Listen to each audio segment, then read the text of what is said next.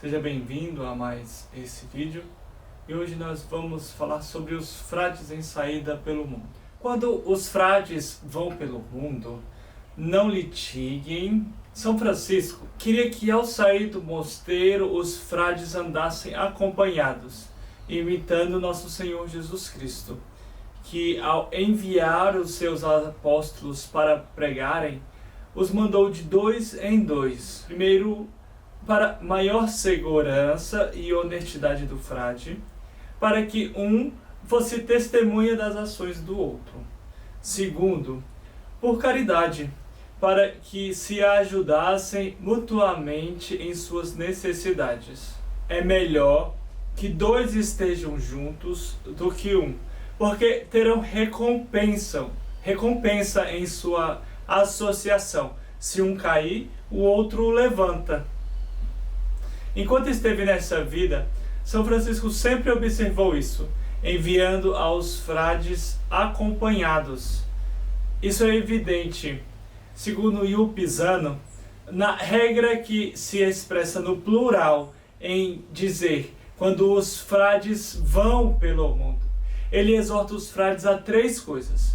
Primeiro, que não litiguem. Segundo, que não contendam. Terceiro, que não julguem os outros. Essas recomendações podem ser entendidas primeiramente entre os próprios frades. Quando viajarem juntos, não devem contender ou litigar por qualquer coisa estranha que possa ocorrer entre eles, mas devem suportar-se uns aos outros com caridade. Não litigue significa não haja como aqueles que têm como litígio judicial, em que cada um defende a sua razão e não quer ceder ao outro. Nas viagens, frequentemente surgem ocasiões de contendas, seja por causa dos caminhos ou por outros incidentes. São Francisco queria que um cedesse ao outro e que se suportassem mutuamente, o que farão sempre que não julgarem mal as ações do outro, mas a aceitarem com boa paz como irmãos regenerados em Cristo.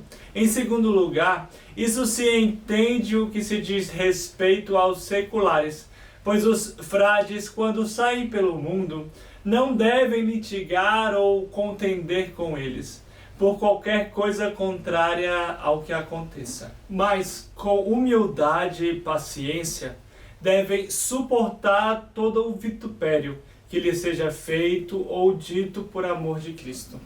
Como nos aconselha ele mesmo: se alguém quer processar-te e tirar-te a túnica, deixe-lhe também a capa. E não devem julgar os outros. Embora vejam seculares que vivem mal e estão envolvidos em pecados manifestos, não devem desprezá-los nem considerá-los condenados e perdidos como os fariseus faziam, que por algumas ações exteriores se julgavam santos e desprezavam os pecadores, a ponto de não quererem sequer interagir com eles. A segunda advertência é que sejam primeiramente mansos, segundo, pacíficos, terceiro, modestos, quarto, mansas, quinto, humildes, sexto, que falem honestamente com todos, como convém. Estas são virtudes que adornam o frade e são contrárias ao orgulho, de onde surgem as lutas, contendas e o julgamento dos outros. Além disso, elas agradam grandemente a Deus e fazem com que os frades resplandeçam com grande santidade e perfeição no mundo. E a tua justiça será como a luz. Acima de tudo, deve-se notar as últimas palavras: Honerte loquente onibus sicut ses, porque os frades frequentemente caem neste defeito. E é algo tão prejudicial e faz com que o homem se torne tão repulsivo para quem o ouve, que o sábio pedia a Deus que o afastasse de pessoas irreverentes e desavergonhadas. Portanto, Com razão, o príncipe dos apóstolos nos exorta dizendo: honrai a todos, pois a irreverência vai contra a caridade fraterna e é sinal de pouco temor a Deus. Ele acrescenta: fraternitatem diligite deuntimet, amai a fraternidade, temei a Deus. A irreverência, ela está sempre acompanhada de pouco temor de Deus. Cristo mostrou isso ao propor a parábola daquele juiz iníquo, que deum not mebat, nec homi reveritabunt, que não temia a Deus e nem respeitava os homens, ao qual se assemelha aqueles que, em suas palavras, não dão a devida honra a quem é merecido.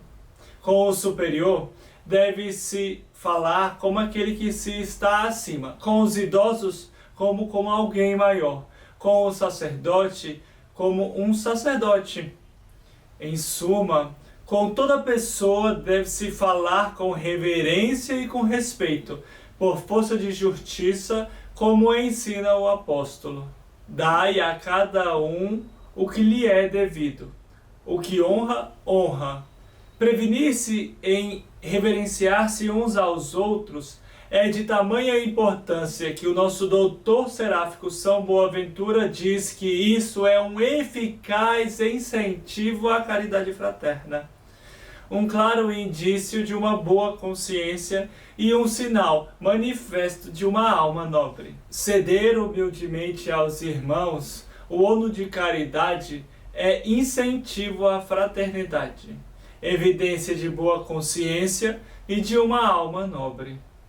Não apenas entre nós devemos usar reverência, mas também, e talvez ainda mais, por evitar escândalos, ao falar com os seculares, respeitando o grau de cada um, com os príncipes como príncipes, com os prelados como prelados, e assim etc.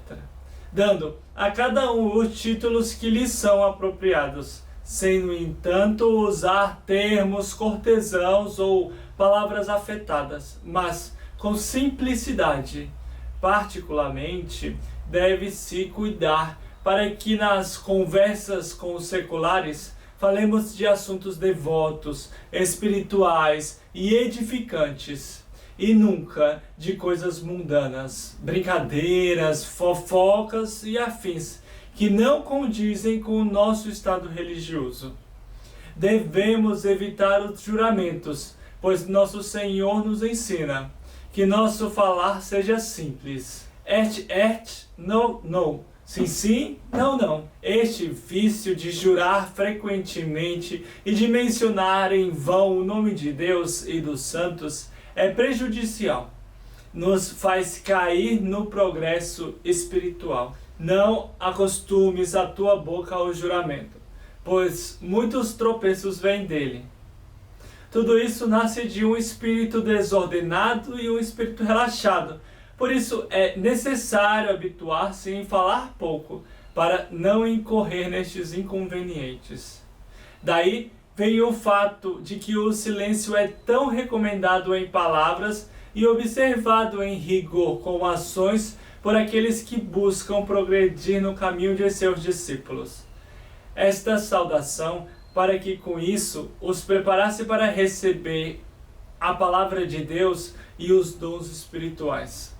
Esta saudação, paz a esta casa, é tanto um augúrio quanto um pedido, expressando o desejo de que a paz divina, verdadeiramente e sólida, seja concedida àqueles que habitam na casa. O silêncio é uma virtude essencial para o religioso e é dividido em dois tipos: o silêncio evangélico e o silêncio regular. O silêncio evangélico ocorre quando alguém evita dizer palavras ociosas, pois delas terá de prestar contas rigorosas no juízo. Assim, sempre que se profere uma palavra ociosa, o silêncio evangélico é violado. O silêncio regular, por sua vez, consiste em observar o silêncio nos lugares e nos momentos prescritos pela regra religiosa. Um irmão que não dá importância a este tipo de silêncio jamais avançará na perfeição, ao qual ele tem obrigação de buscar. Especialmente nos exercícios espirituais, o silêncio é indispensável, pois, assim como no jardim sem cercas ou muros não podem prosperar, e caso produzam frutos, estes são rapidamente roubados e destruídos, um frade que não controla a sua língua e despreza o silêncio, não pode frutificar na vida espiritual. Como diz São Tiago, se alguém pensa ser religioso, mas não refreia a sua língua, sua religião é vã. E, segundo o Eclesiástico, onde não há cerca, a propriedade será saqueada. A terceira admoestação de São Francisco é: em qualquer casa em que entrares, diga primeiro, paz a esta casa. São Francisco os orienta que, ao visitarem as casas, os irmãos usem a saudação revelada pelo Senhor. O Senhor te dê a paz. Esta era a mesma saudação que Cristo ordenara aos apóstolos quando os enviou a pregar. Em qualquer casa em que entrares, diga primeiro, paz a esta casa. Diego Stella, comentando este trecho, explica que Cristo deu esta saudação aos discípulos para que por meio dela os habitantes das casas fossem preparados para receber a pregação da palavra de Deus e os dons espirituais.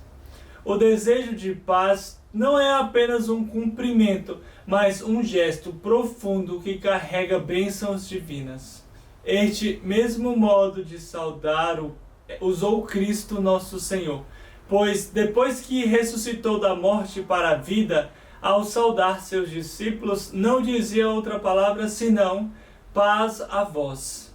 Assim, o Pai São Francisco quer que os seus frades, como homens evangélicos, usem este mesmo modo de saudação, como sinal de serem discípulos de Cristo. Por meio disso, ele move o ânimo dos benfeitores a receber, a acolher com carinho e suprir as necessidades. E quer ainda que não anunciem a paz com palavras, mas também a promovam com doutrina e com exemplo. Por isso, é sobre isso que os frades devem conversar com seus anfitriões. Portanto, é muito impróprio que abandonem este modo de saudação, ensinado por Cristo e por São Francisco, que em seu lugar usem certos modos seculares com palavras cerimoniosas, procurando com isso se conformar mais com o mundo do que com a intenção de nosso Pai. Daí, não é de se estranhar que às vezes não sejam reconhecidos como discípulos de Cristo, nem como pregadores do Evangelho, nem recebam o necessário para as suas necessidades. Que saibamos sair pelo mundo, construindo assim o reino de Deus, testemunhando com a própria vida. Até o próximo vídeo. O Senhor te dê a paz.